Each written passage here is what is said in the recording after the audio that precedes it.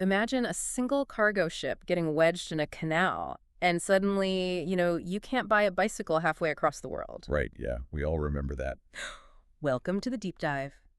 Today we're looking at why our hyper-optimized modern world is actually, well, kind of a house of cards, and how the people building our future are completely changing their definition of failure to fix it. It really is a massive structural shift Hmm. because we've built these incredibly efficient systems, right? Like global supply chains, power grids, financial networks. Which are great when they work. Exactly, they're amazing. Yeah. But because they are so tightly interconnected, a single localized disruption, like that cargo ship, can propagate globally in just hours. Right. And we used to treat these systems like they were rigid, unbreakable fortresses. Yes. But building an invincible fortress is, practically impossible and infinitely expensive. So instead of trying to never break, engineers are shifting the goalpost to something entirely different, which is recoverability. Have we basically optimized ourselves into a corner where, like, one tiny pebble shatters the whole engine? Well, kinda, yeah. The old gold standard for engineers was driving the failure rate to zero. Minimizing inventory, perfect staffing, ensuring nothing ever goes wrong. Right. But the new metric flips that entirely. It assumes things will break. So success is measured by how short the downtime is and having alternative operational routes ready to deploy. Wait, but doesn't designing for failure mean we are just, I don't know, accepting defeat? Like, do we just abandon efficiency entirely? No, no, not at all. And that's a common misconception. Hmm. Efficiency and recoverability aren't opposites. Okay. The goal is to balance both by actively building in buffers, redundancy, and repairability right into the system.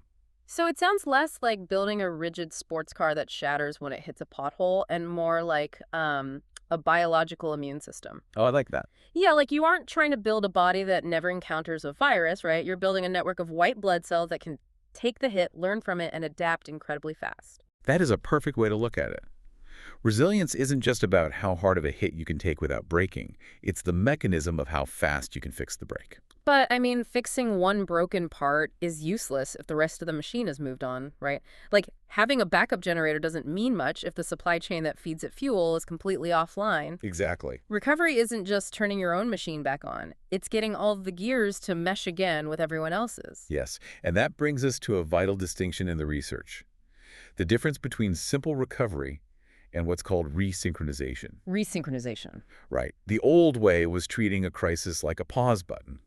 You wait for it to end, then press play and resume exactly where you left off. But that past state is just, it's gone. Precisely. Resynchronization means realizing the play button doesn't exist anymore. You are hitting live broadcast on a completely new reality. Oh, wow. Multiple actors, people, businesses, governments, they all have to realign their operations to reach a brand new stable equilibrium. You can actually see that in everyday life if you think about it, like a chaotic Tuesday morning. Right, we've all been there. Yeah. If you have this hyper-optimized daily schedule, it falls apart the second there's an unexpected traffic jam. A resilient personal routine focuses on how quickly you can resynchronize, shifting tasks, letting go of the perfect plan, and just adapting to the new reality of your day. And that dynamic scales up mechanically, too. For a business, it means ending single supplier dependence and eliminating knowledge silos where only one person knows how to do a critical job. Because if that person is out sick, the whole chain stops syncing. Exactly. I can see how you do that in a small business or a morning routine. But you can't just shift a task when you're running, say, a national power grid or a hospital system.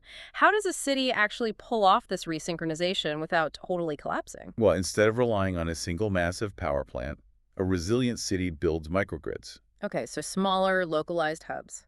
Right. Because when the main grid fails, these microgrids can instantly decouple.